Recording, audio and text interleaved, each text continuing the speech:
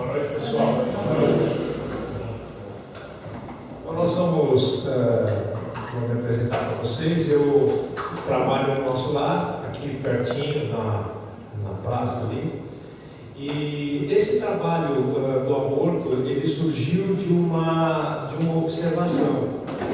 Nós assistimos algumas palestras sobre o tema, e nessas palestras a gente percebia que era tudo muito focado em cima do lei, não pode, não tem que poder, e era uma coisa sempre muito impositiva, um pouco repetitiva e tal. Então a gente procurou fazer uma busca nas principais obras para perceber o que tinha ali que a gente pudesse trazer de novo um tema tão importante. Realmente não é uma coisa muito nova, mas assim, as observações de casos, as observações de alguns detalhes que passam desapercebido por não ser uma função da obra propriamente, não eram obras de aborto, mas que traziam algumas circunstâncias que a gente poderia usar como exemplo.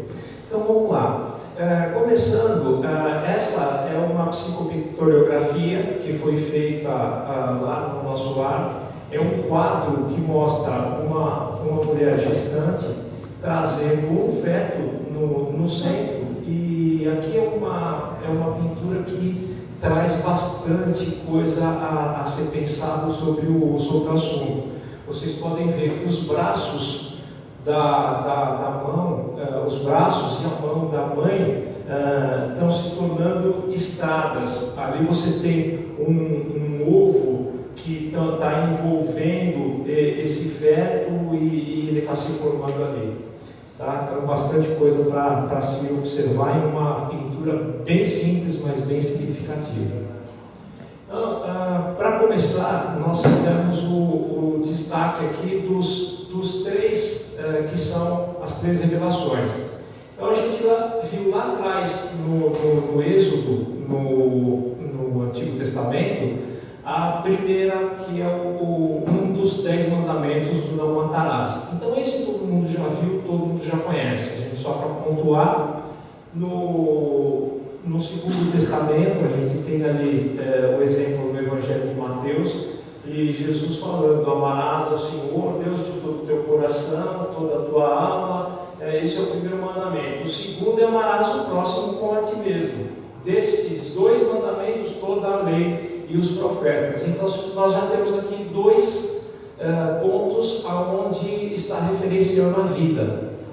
Passando aqui, fazendo um parêntese, nós vamos falar um pouco do Hipócrates. Hipócrates, há 460 anos antes de Cristo, ele foi aquele que começou e colocou para os médicos.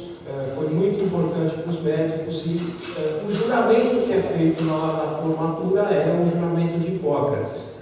O juramento de Hipócrates foi muito adaptado nos dias de hoje, logicamente teve muita coisa que mudou de lá para cá, mas ele ainda traz para nós esse destaque. O juramento ele está inteiro aqui, tem coisas que no dia de hoje a gente ainda não usaria mais, mas a ninguém darei para agradar remédio mortal, aqui está se referindo à eutanásia, e nem o conselho que induza à destruição.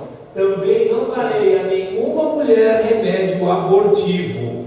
Isso foi colocado há 460 anos antes de Cristo, está colocado naquele que é como se diz,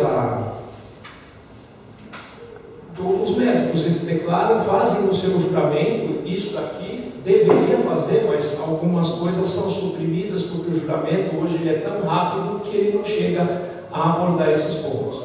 Agora, entrando na parte da terceira revelação, as perguntas não estão em ordem, a gente colocou aqui em ordem de importância. Na pergunta 358 do Livro dos Espíritos, Kardec pergunta aos espíritos: constitui crime a provocação do aborto em qualquer período da gestação? E ele diz que sim, sempre é crime Deus. Então essa foi a primeira resposta. Não importa se está se formando aquela vida, se ela está começando agora, mas é uma vida, e a gente vai abordar isso um pouco mais adiante. Em que momento a alma se une ao corpo? Aqui ele está na pergunta 344. Ele diz que a união começa na concepção, mas não é só por ocasião do nascimento que vai se formar esse espírito. Nós também vamos falar mais sobre isso.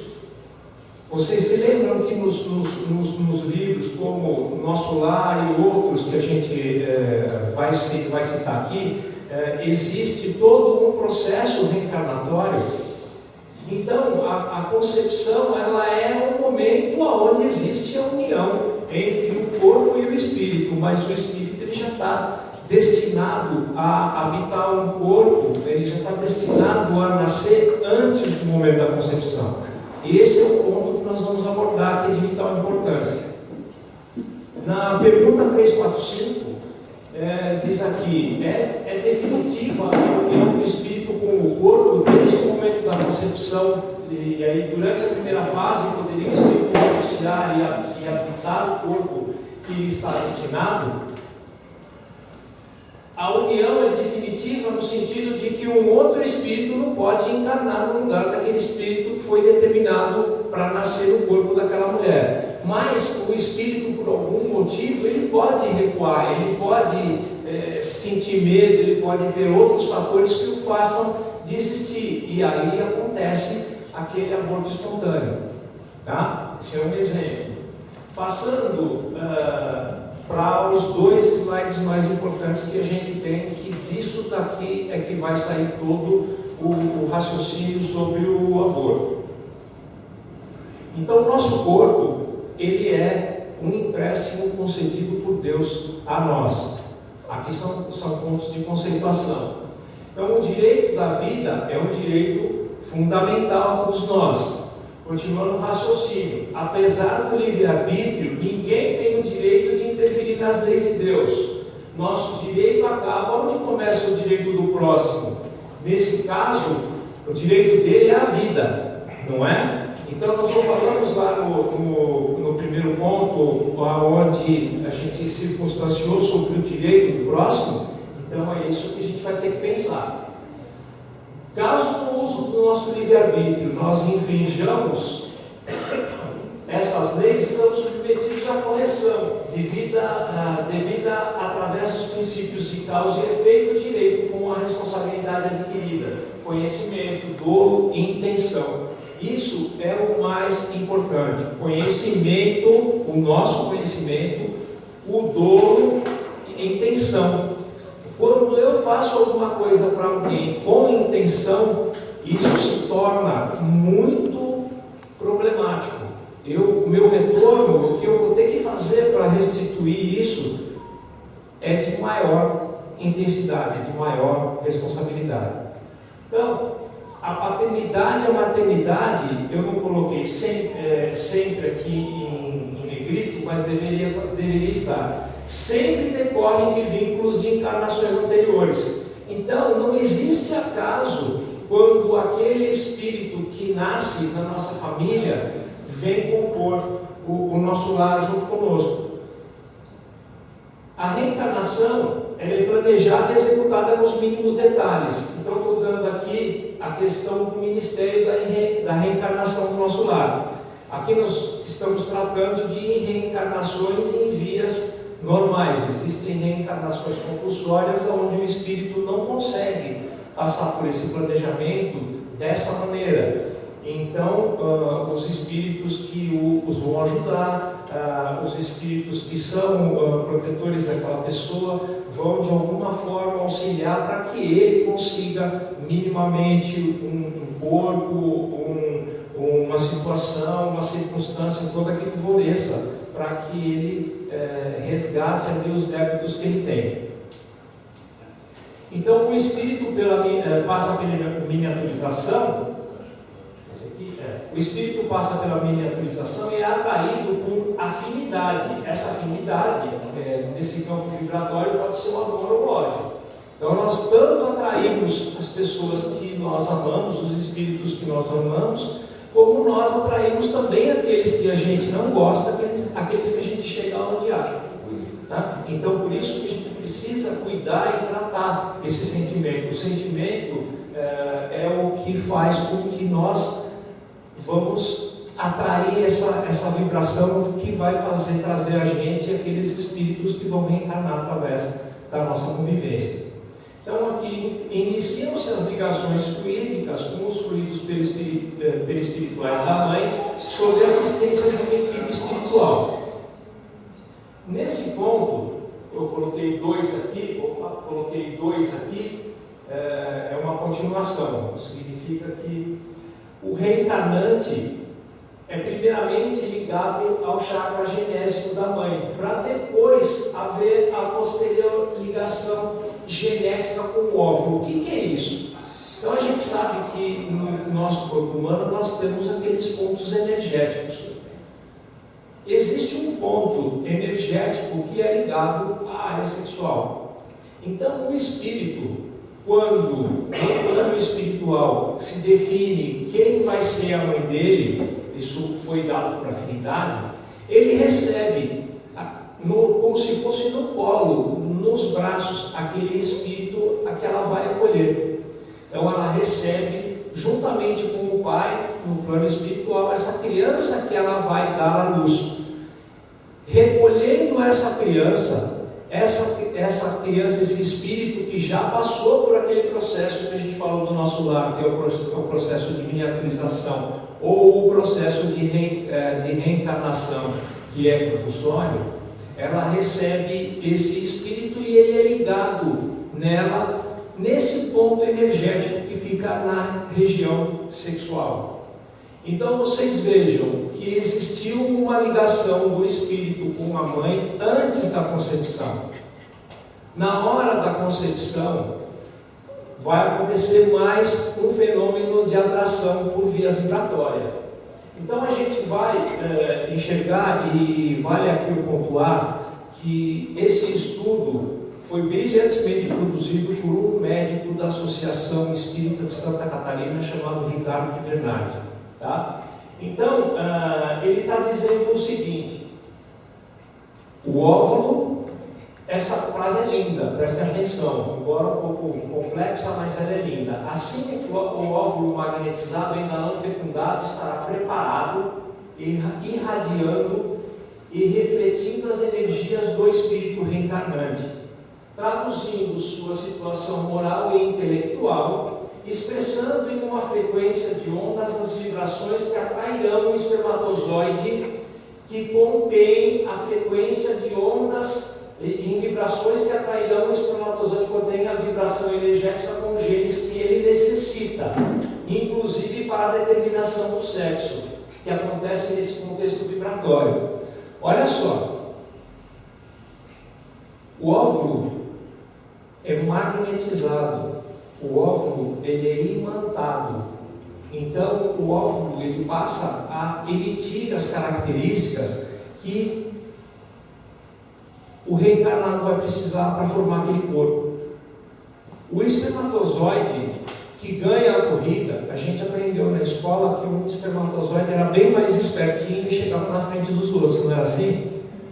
Então, esse que ganha a corrida, na verdade, ele ganha um impulso fenomenal, porque é ele que está sendo chamado, ele que está sendo atraído. Então vocês vejam que não existe acaso nem na hora da formação do nosso corpo. Olha que coisa, como se vê a escolha do espermatozoide, não é aleatório, não fala que tem ali milhões de espermatozoides e que só um foi infelizado. E como explica que se realmente existisse assim uma coisa tão aleatória, que nascem pessoas com algumas deficiências ou brilhantes em algumas coisas, e será que isso seria obra do acaso? Acho que não, né? Então vamos lá. Essa frase aqui eu deveria ter colocado com um grifo maior ainda. Olha que coisa maravilhosa. Esta é literalmente a hora em que colhemos o que plantamos. Nossa vibração é única. Dessa forma, moldamos o nosso corpo de acordo com a nossa condição perispiritual, com seus defeitos e virtudes. Quando chega a hora da fecundação, o óvulo gravado com os registros da nossa livre semeadura, ou seja, tudo que a gente fez, tudo que no passado, nas outras vidas a gente fez, circunstancia no nosso perispírito, reflete o nosso perispírito. E nessa hora, as vibrações de merecimento, ele acolhe o espermatozoide da colheita obrigatória. Alguém já tinha visto isso? Isso é muito, mas muito esclarecedor nesse ponto de que a colheita obrigatória acontece no momento em que o óvulo é fecundado por aquele espermatozoide que foi chamado a cumprir essa função.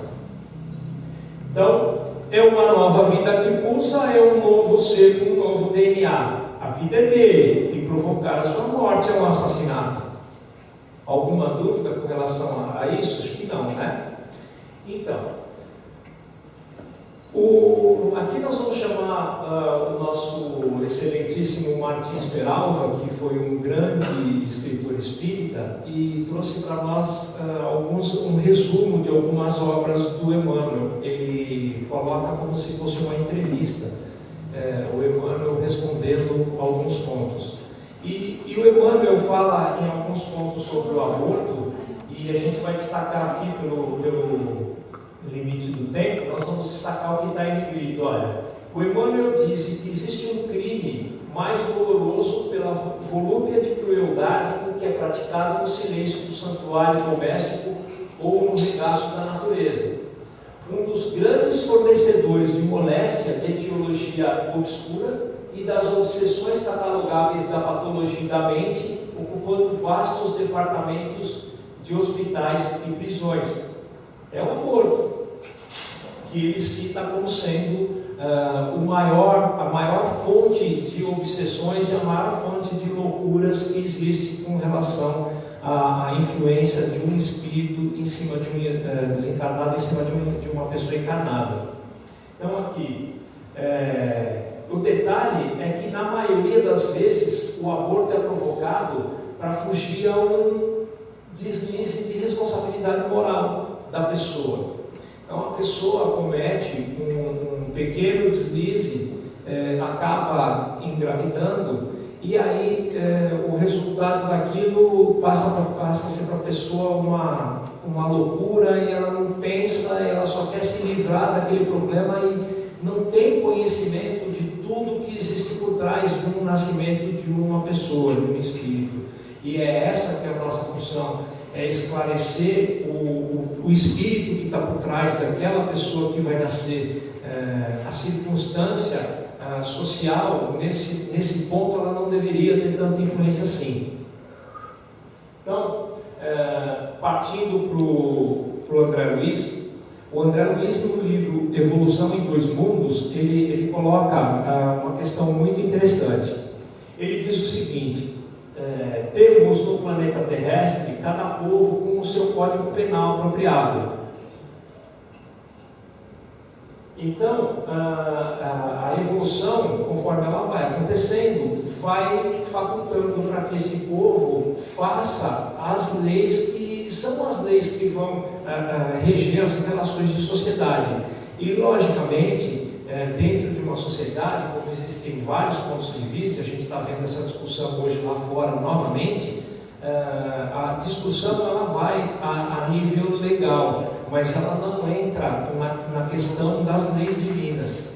Então, como o nosso Estado é um Estado laico, o que a gente tem que fazer, muitas vezes a gente vai tentar discutir, a gente vai tentar conversar e tentar que de alguma forma as pessoas entendam que aquela lei ela é necessária para defender as pessoas que não têm ainda o conhecimento que a gente tem, mas nós não podemos ter aquela coisa da cobrança, cobrar que todos pensem iguais a nós, embora seja uma questão muito delicada, uma questão muito importante. O nosso posicionamento ele é muito importante para que as outras pessoas também possam decidir favoravelmente.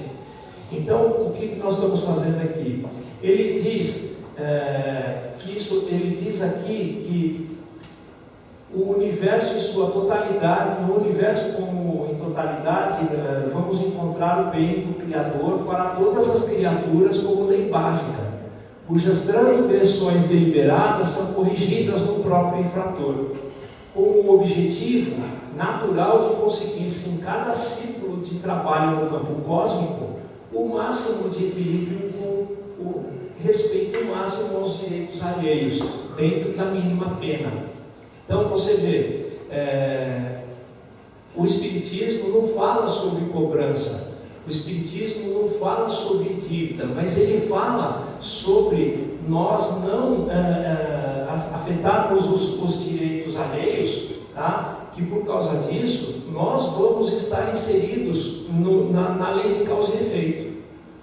Essa lei de causa e efeito é que vai demandar todo esse processo nas próximas reencarnações que nós vamos passando. Então, se nós fizermos o bem hoje, vai refletir de hoje para amanhã e para as próximas encarnações. Sempre vai ser assim. E o que foi feito vai sendo mudado à medida que a gente vai melhorando no dia de hoje. Então, podemos estar corretos de acordo com a lei dos homens, mas em falta perante a lei divina que é soberana. Então vamos dizer o seguinte: tem alguns estados, por exemplo, dos Estados Unidos, lá a legislação é estadual, em que o aborto é permitido. Então vamos supor, aquela pessoa que mora nesse estado onde um aborto é permitido, ela vai chegar na clínica e vai falar: eu quero fazer um aborto, e vai fazer um aborto. O que vai acontecer com essa pessoa a partir daquele momento? Porque, de acordo com as leis dos homens, ela está ok, não está ok? Mas, e de acordo com as leis divinas? De acordo com as leis divinas, ela entrou em falta.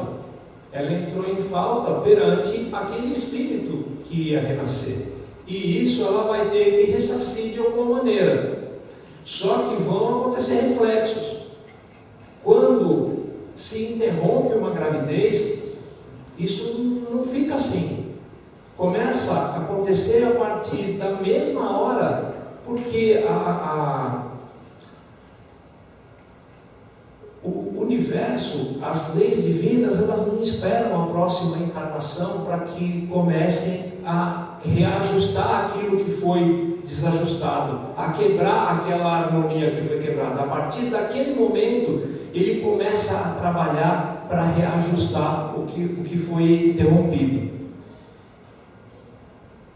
Então, no aborto, intencionalmente, nós não vamos poder aqui abordar todos os tipos, porque é um trabalho bem grande, mas no aborto intencionalmente provocado, que é aquele que por um motivo ou por outro, a mãe foi lá e tirou a criança, vamos ver o que acontece.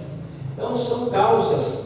Na causa do problema temos referentes à própria mulher, o medo da gravidez, o próprio parto, a situação financeira, econômica, que ela vai colocar como sendo aí um dos principais empecilhos, pressão de familiares, às vezes ela não é casada, tem um relacionamento que não é bem resolvido.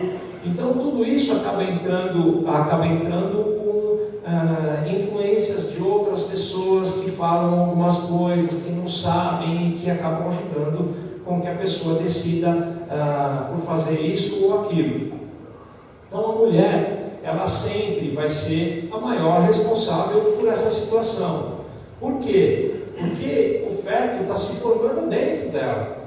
Porque se um marido, um namorado, um companheiro chegar e falar para ela, tira, e ela falar que não quer, não vai conseguir. Não é assim que funciona? Ela fala, eu quero a criança, não tem quem faça ela mudar de ideia. Então, a principal, nessa circunstância, responsável é a mulher. Então, eu até coloquei aqui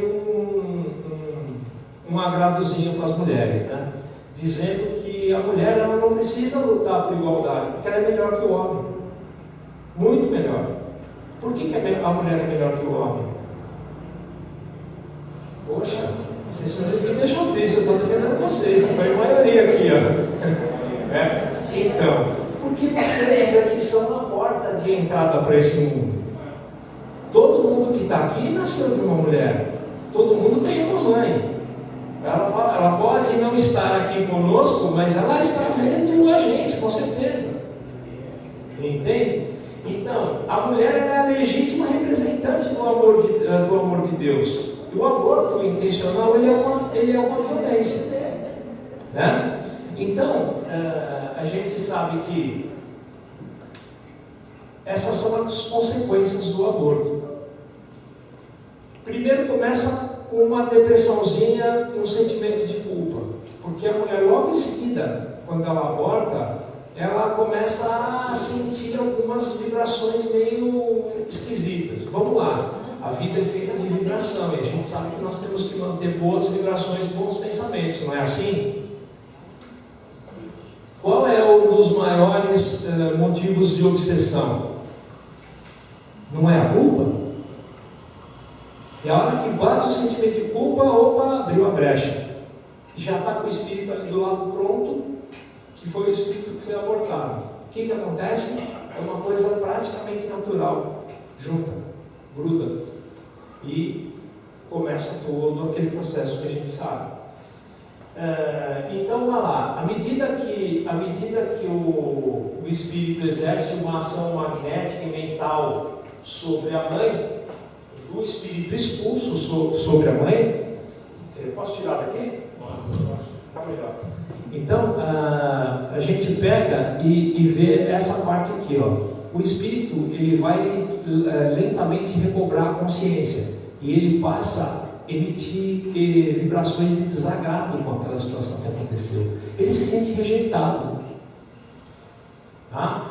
Então, dependendo da evolução moral daquele espírito que ia reencarnar, o que acontece?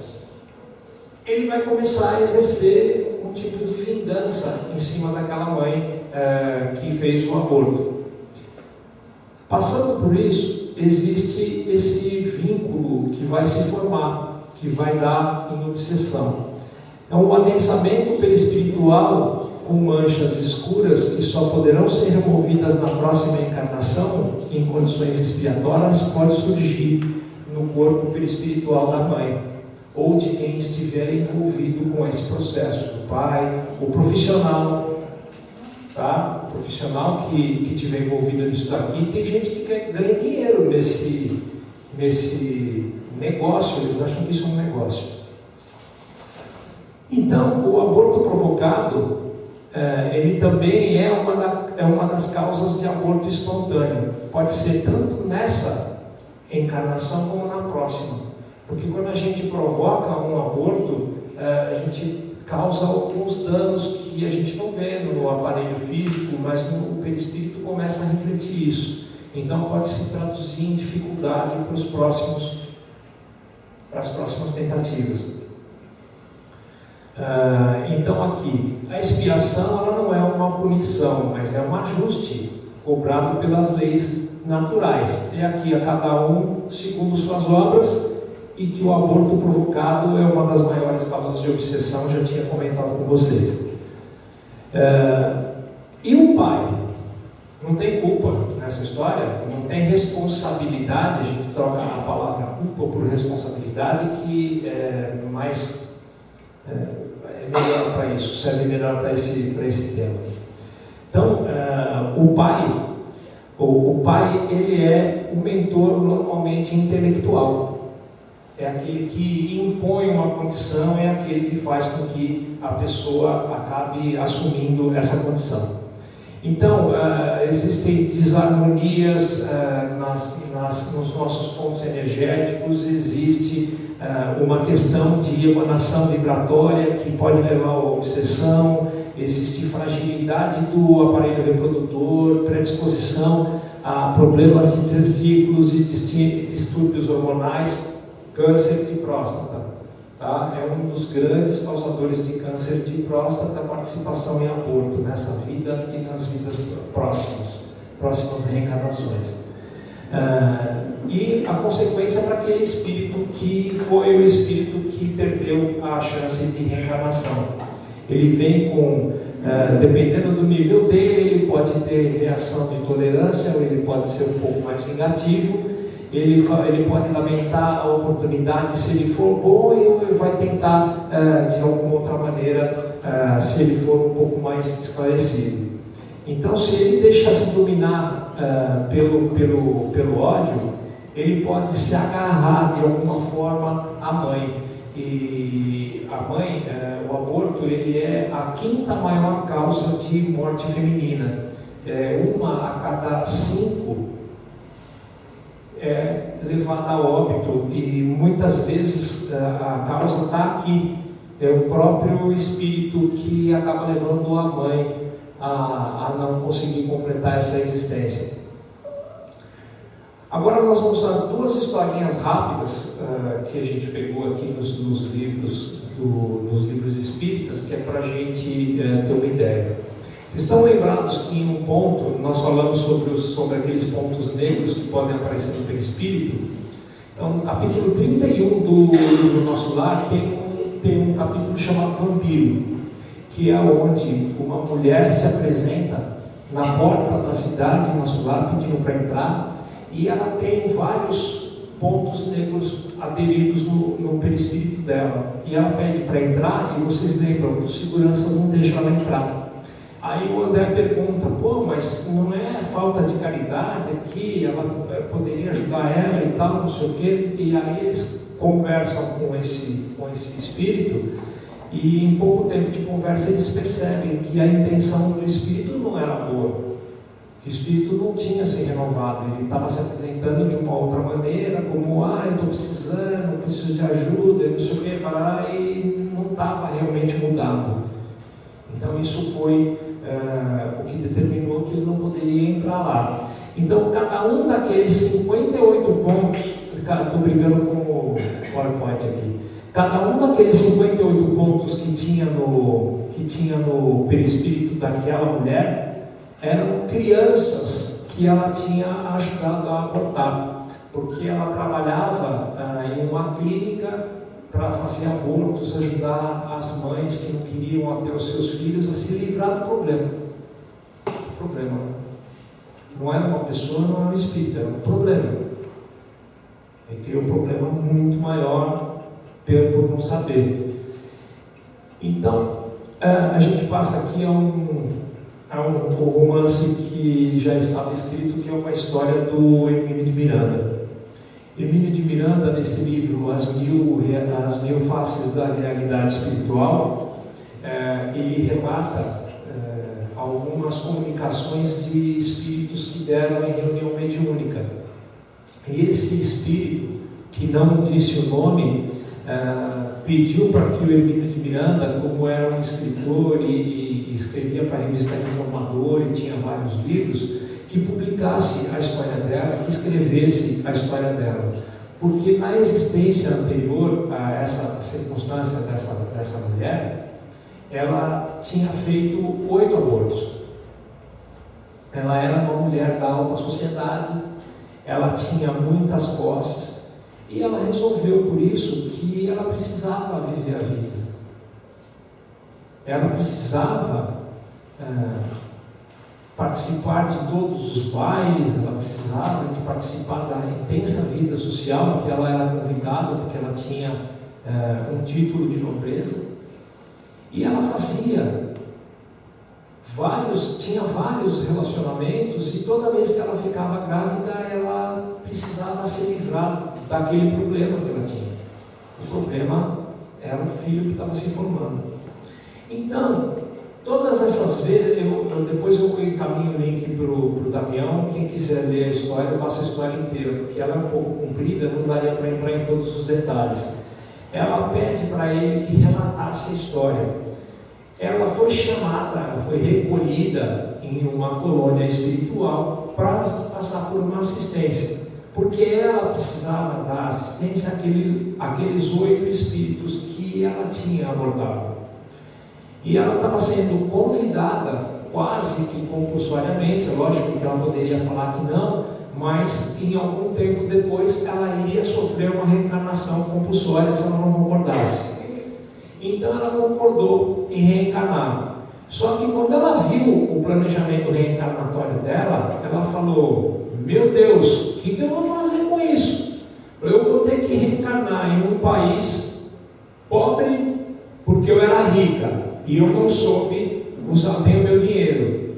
Eu vou ter que reencarnar como segunda irmã de 10, porque ela era um e tinha um na conta que não contava, porque era um que gostava dela e pediu para reencarnar como irmão para poder ajudá-la. Vocês veem que até ajuda a gente tem. Ela ia nascer, quando nascesse o último dos 9 irmãos, eu vou contar já para 10 porque tem uma outra questão. Quando nascesse o último dos 10, a mãe desencarnaria e deixaria toda a responsabilidade de criar os filhos com ela. Aí começou algumas perguntas. Ela falou: pô, mas por que ela vai ter os filhos e desencarnar? Então por que não tenho eu? Ela falou, o mentor virou para ela e falou o seguinte: olha, porque você não tem condição de ter os filhos. Porque o que você fez na existência anterior, você criou resistências. O seu corpo não vai te dar condição de habitar um desses espíritos, porque através do ódio eles abortariam espontaneamente, porque vocês não são compatíveis vibratoriamente. Então você volta como irmã para poder cuidar deles. Você não vai poder se casar, você não vai poder fugir dessa circunstância, e até o final da vida você vai cuidar deles para que você possa, numa próxima existência, voltar e ter uma possibilidade maior de viver dentro de um livre-arbítrio maior seu. Então essa é uma história muito interessante, e quem lê vai ver que tem muito mais detalhes que a gente não vai poder tocar nesse ponto. Isso aqui a gente já falou. Só tem uma circunstância onde o aborto ele é indicado. É quando existe risco de morte da mãe. Se o médico falar: olha, se a mãe não abortar, ela corre risco de vida, então está lá no livro dos Espíritos, na questão 359, dizendo que é preferível que sacrifique, que o ser que ainda não existe, a sacrificar o que já existe. Aqui, logicamente, o Kardec está falando do corpo. Tá? E todo esse raciocínio de responsabilidade, logicamente, não vai ser imputado à mãe, porque a mãe não tinha condição de ter essa criança. Então, aconteceu, a criança nasceu, ou melhor, a mulher engravidou, o que fazer? O melhor, se ela não puder ficar com a criança, é encaminhar para adoção. Não abortar, porque está cheio de mãe aí fora que não pode. Gente, aquela coisa de falar que tem um monte de gente que é órfã e não tem lugar, não pode, não sei o quê. Tem muitos espíritos que têm que passar por isso. Infelizmente tem, mas a gente pode ajudar, tá? A gente pode e deve ajudar. Compartilhar o ensinamento de que o aborto não é o caminho. Esse é o nosso papel, hein? Compartilhar, dizendo que o aborto complica desde já a nossa situação espiritual. Ajudar pessoas e instituições que fazem trabalho com crianças. Esse é o nosso papel. Planejamento familiar sem métodos abortivos. Esse é o nosso papel. Mas eu vou ter uma família de não sei quantos. Só que se a gente não deixa com que eles venham, e na próxima reencarnação a gente está com um planejamento atrasado. Tem que se pensar nisso. Tem que pensar. Pode ser que venha, pode ser que não venha. Tem gente que deixa solto e não acontece absolutamente nada. Tem gente que deixa solto e tem 10 filhos. Não é assim? Então isso também não é acaso. Então aqui, ajudar pessoas, já falamos, né? Planejamento familiar, sexo com responsabilidade, Hoje em dia prega-se muito, vamos viver a vida, né? Não é bem assim. Hoje não é, o tema não é sexo, mas o sexo é uma coisa vibratória, então a gente troca energias. A gente troca energia com uma pessoa que tem uma energia completamente conturbada, depois a gente leva anos para se recuperar. Ações a favor da vida, preces, estudos, caridade e trabalho voluntário, né? Essas aqui são as receitas para a gente fugir disso que é o aborto. Então, a gente sabe que a cada um vai ser dado segundo suas obras. Então, tudo aquilo que a gente faz volta para nós. As leis divinas não são punitivas, elas são corretivas. E a lei de causa e efeito é neutra.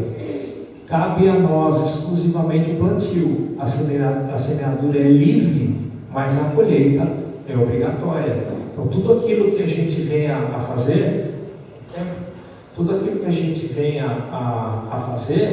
é para o nosso bem. Tudo.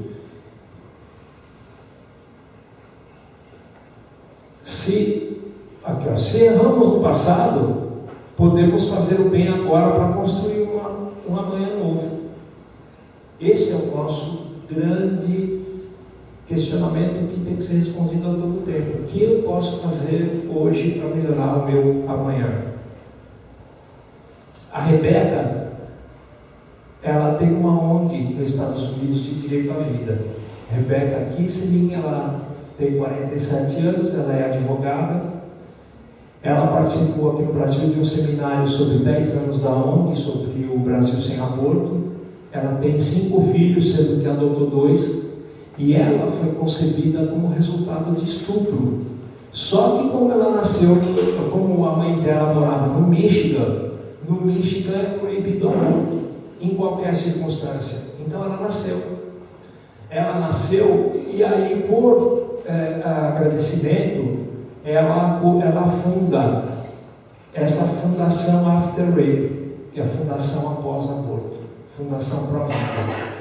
Ela foi adotada por um casal judeu, se converteu posteriormente ao cristianismo, e defende uma tese baseada em pesquisas que o índice maior de estupros ocorre em locais onde existe uma maior exploração sexual e uma indústria pornográfica mais presente. Alguém consegue relacionar essa pesquisa onde é maior o índice de estupro, porque existe um local onde existe exploração sexual e indústria pornográfica mais presente? Porque alguém conseguiria associar uma coisa com a outra? Não é uma questão de vibração?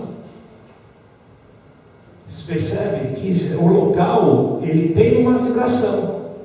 Ele tem uma vibração sexual, ele tem uma vibração toda daquela indústria. Então, o aborto acontece mais próximo, o estupro acontece mais próximo desses lugares. E ela lembra que a lei, em 1973, quando foi aprovada a lei a favor do aborto nos Estados Unidos, foi baseado em cima de uma mentira, que se vocês pesquisarem essa lei Roe versus Wade, vocês vão ver que todo o fundamento da defesa jurídica foi feito em cima de um caso falso. Depois, quando descobriram, não quiseram voltar atrás, mas a pessoa que participou e que mentiu se arrependeu depois, pediu perdão e se converteu depois ao cristianismo. Para finalizar, nós vamos colocar aqui algumas pessoas que eram potenciais aborto, mas a mãe desistiu no final. Temos o Steve Jobs, Andrea Bocelli, o Cristiano Ronaldo, Thiago Silva, o Chapolin, Chaves, né, Roberto Bolanhos, Jack Nicholson, e temos aqui, para finalizar mesmo, um poema de Maria Dolores, que foi colocado pelo Chico Xavier, do livro Caridade. Esperança dos céus. há choro dentro da noite. É doloroso gemido de pobre recém-nascido que não encontra lugar. Mãos insensíveis sufocam pequenina flor humana. É o aborto em lide insana, ferindo a lei sem pensar. Ah, quantas almas formosas nos planos em que me movo, sonhando nascer de novo, no entanto rogam em vão. Agasalham-se no amor, mas em lágrimas convulsas, ei-las batidas e expulsas a golpes de ingratidão. Irmãos da terra, escutai, detende a marcha do aborto, estendei vosso conforto aos companheiros do além. Cada criança que surge, mesmo entre rudes labéus, é uma esperança dos céus para a vitória do bem. Então, pessoal, finalizando, depois dessa linda poesia, só lembrando que nós podemos escapar de todas as leis humanas, nós podemos cumprir até todas as leis humanas. Algumas pessoas podem, evidentemente, burlar de alguma forma as leis, mas existe uma lei muito maior, que é a lei divina. Então é essa que nós não vamos poder escapar, mas não é que nós vamos ser castigados, é que nós vamos nos cobrar, que o maior cobrador da nossa consciência somos nós mesmos. Então nós precisamos saber e precisamos estar cientes de que por trás de um nascimento existe um planejamento muito grande, mas muito grande. Então, quando nós desencarnamos com quando nós encarnamos, é uma diferença muito grande. Quando nós desencarnamos, nós não precisamos de ninguém. Daqui para lá, quando cumpre o nosso tempo, nós vamos sozinhos. Nós não dependemos de ninguém para desencarnar. Mas para encarnar, nós dependemos de muita gente, muitos espíritos. Nós dependemos de uma mãe, nós dependemos de um pai, nós dependemos até de nós dependemos de espíritos protetores, nós dependemos de espíritos de luz, até aqueles que vão se reencarnar compulsoriamente precisam de muitos espíritos que os ajudem até chegar ao momento efetivo do nascimento. Então, nós precisamos pensar muito bem e saber, o aborto, ele pode ser feito, mas não deve ser feito.